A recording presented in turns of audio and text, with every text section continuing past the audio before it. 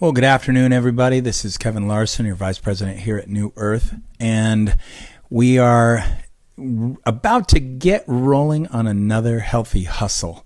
I'm really excited here. We're at the last day of May. I think we're almost officially into summer. Feels like it. We're getting there. And we are wrapping up our hydration series. Really important series talking about our health and some of the key things that we can do to it. So when we think of hydration, we typically think of consuming high quality water, right? And of course we do. But did you know that drinking water isn't the only way to stay hydrated? Interesting, right? Well, we're going to turn it back over to our nurse and personal trainer, Amy Chadwick, for her to give us a good explanation of what she means. So what are some tips to stay hydrated? What are some good beverages to have? You know, if someone just doesn't want to drink plain old water, maybe that's boring. Maybe they're trying to be better at hydration. What are a few ideas you have for them to? Well, what are some of your favorite fruits and vegetables, Nicole? Right now I really like oranges. Okay. Oranges are probably my favorite right now. Yeah. I like them all.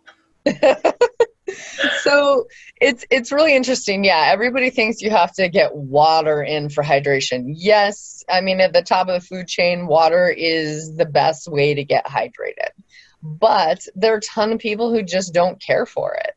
So things that you can do. So we used to do these health screenings, okay? And the excitement of the day was when the cafeteria would bring in what we called spa water, and it made my day go by so much better because they would bring in this beautiful giant container of water filled with and they'd change it up. It was so exciting to see the different fruits they put in it. So one day it might be oranges and lemons, and the next day it was like watermelons and strawberries. The next day it was mint and cucumber. So I mean, it was so tasty. It just was refreshing and amazing. So you could do something like a spa water, but if you really like to eat fruits and vegetables, you can get a ton of fluid from them. Like cucumbers are 90, what I write down here. I know I knew it was like a lot, but it's like 97% of water. Or I think they're even higher. I think it was like 99% water. I mean, it was crazy. Yeah, 97%. Iceberg lettuce, 95%. Different types of lettuce, I think there was like romaine, iceberg, even kale. Kale's like 95% water. If you like fruit, if vegetables, just kind of aren't your thing, you can go for a watermelon. I mean, look at the name. It says it right there. Watermelon is like 91%. Strawberries are 90%. Oranges, what you're enjoying right now, they're in the 80s.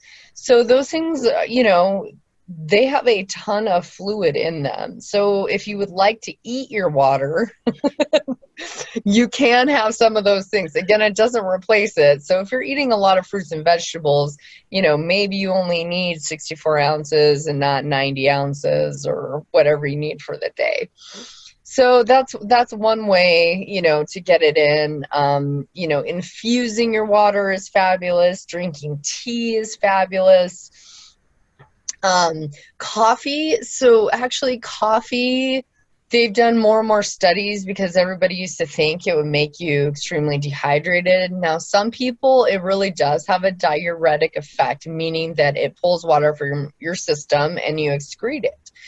But if you keep your caffeine milligrams to about 400 milligrams a day, an average, average cup is about, I don't want to joke, 120 milligrams to 200. Uh-huh. So if you're able to drink 1 to 2 cups a day, then you're probably fine. Somebody's drinking a whole pot of coffee because guess what? I have a ton of farmers and the older generation, like they'll drink a whole pot of coffee. instead of water. You are getting some water, but when it becomes more than that 400 milligrams of caffeine, then you're kind of looking at that diuretic effect kicking in. So you do need to substitute. I always tell the people who are doing that, you do need to substitute out at least 1 to 2 cups of water in there. You got to have some water in there as well. As far as, coconut water is good for more the electrolytes. There is sugar in there. And let's get into like sports drinks. I love when my patients talk about, well, I drink Gatorade.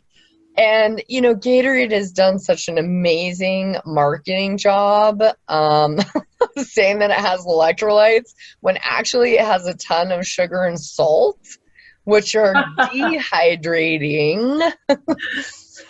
Because guess what? Water follows sugar and water follows salt, and your body wants to get rid of excess salt and salt and sugar because it's kind of inflammatory.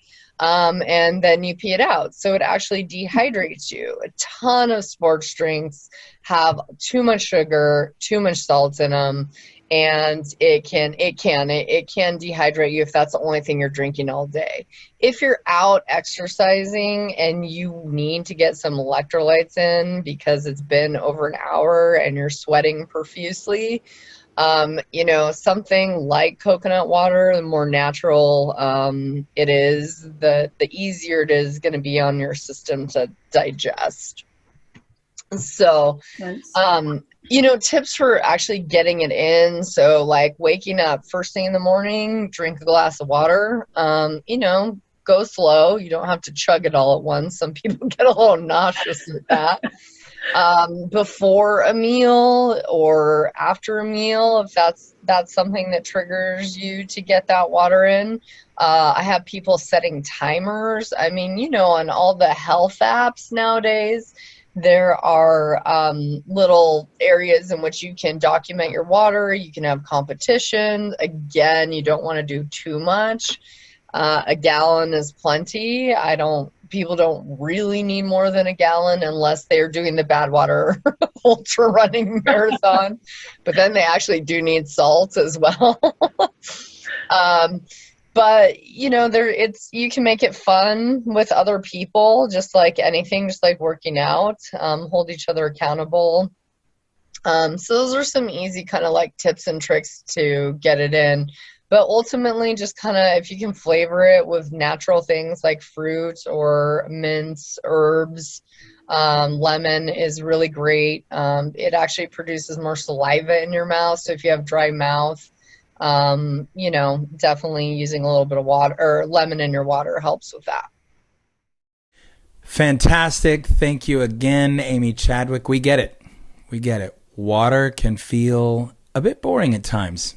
I'd say it's fair to say that at a very minimum, all of us want to drink something aside from water every once in a while. And when it comes to hydration, thankfully, we have tons of healthy, quality options. As Amy mentioned, eating your water is a great option. Watermelon, kale, oranges. I mean, kale is a super, super food. It's amazing.